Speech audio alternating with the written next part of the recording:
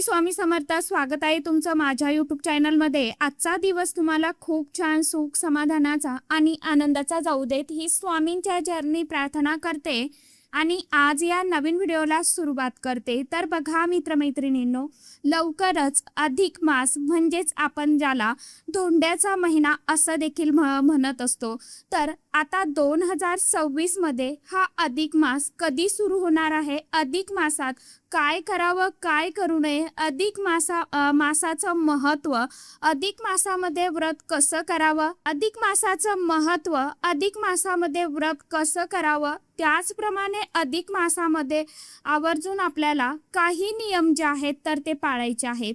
याविषयीची संपूर्ण माहिती आज या नवीन व्हिडिओमध्ये मी तुमच्या बरोबर शेअर करणार आहे।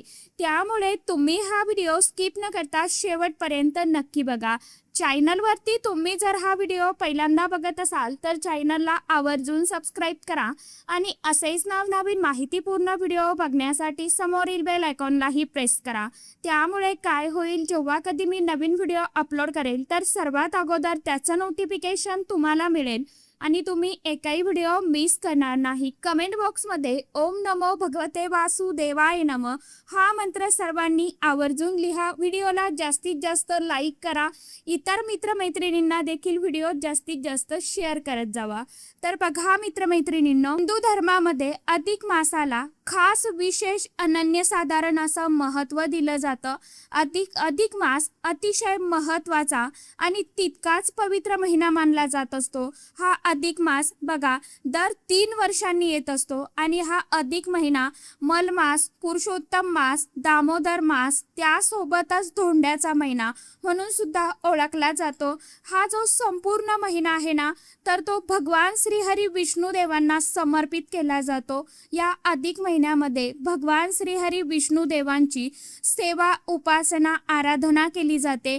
त्याचप्रमाणे या अधिक महिन्यामध्ये बघा बरेच जण व्रत सुद्धा करत असतात संपूर्ण दिवसभर आणि त्यासोबतच बघा या दिवशी म्हणजेच त्यांचं नामस्मरण करणं या महिन्यामध्ये अतिशय अत्यंत खूप खास आणि शुभ मानलं जातं।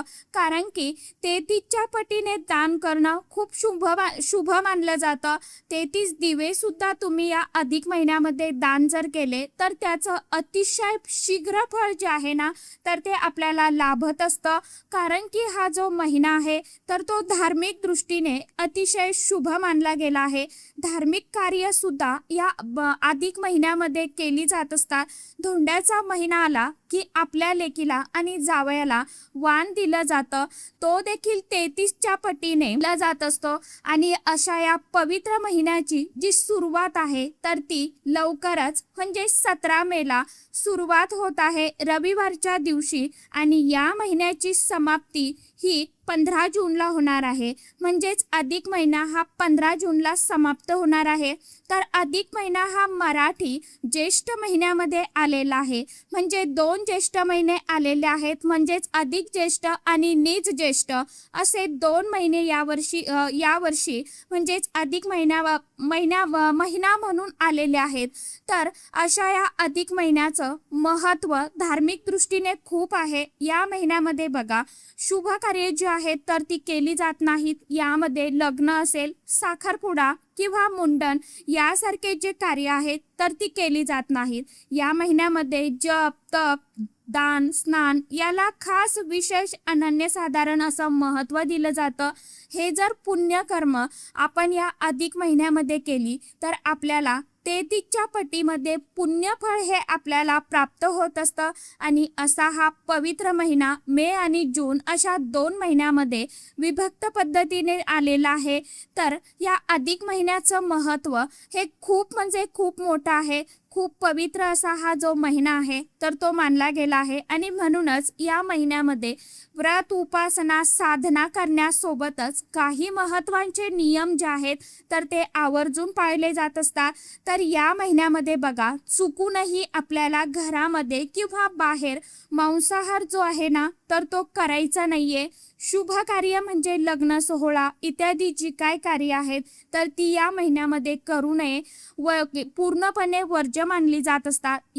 यासोबतच या महिन्यामध्ये बघा जप तप हे देखील आवर्जून करावं. विष्णू सहस्रनामाचं पठण करावं. विष्णू सहस्रनामावलीचं पठण करावं. त्याचबरोबर व्यंकटेश स्तोत्र जे आहे तर ते पठण करावं. तर हा जो महिना आहे ना तर तो संपूर्णपणे भगवान श्रीहरी विष्णुदेवांना समर्पित असतो आणि त्यामुळे आपल्याला या संपूर्ण महिन्यामध्ये भगवान श्रीहरी विष्णुदेवांची सेवा उपासना ही करायची असते. म्हणूनच आपल्याला या महिन्यामध्ये होईल तेवढी सेवा जी आहे तर ती करायची आहे. त्याचबरोबर या महिन्यामध्ये जावयाला अनारसे किंवा बत्ताशे जे आहेत तर 33 ते दिले जातात. त्याचबरोबर 33 धोंडे दिले जातात.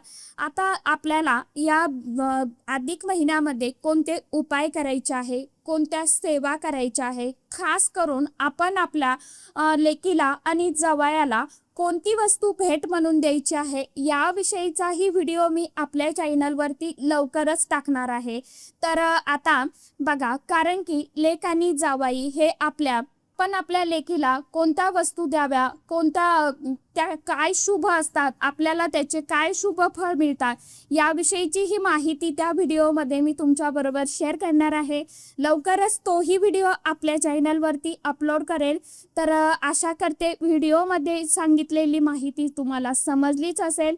तर चला आजच्या व्हिडिओमध्ये इतकीच माहिती होती. कशी वाटली नक्की सांगा. व्हिडिओ आवडला तर चॅनलला आवर्जून लाईक शेअर सबस्क्राईब जरूर करा. परत भेटूया नवीन माहितीसोबत नवीन व्हिडिओसोबत. तोपर्यंत सर्व माझ्या यूट्यूब परिवाराला श्री स्वामी समर्थ.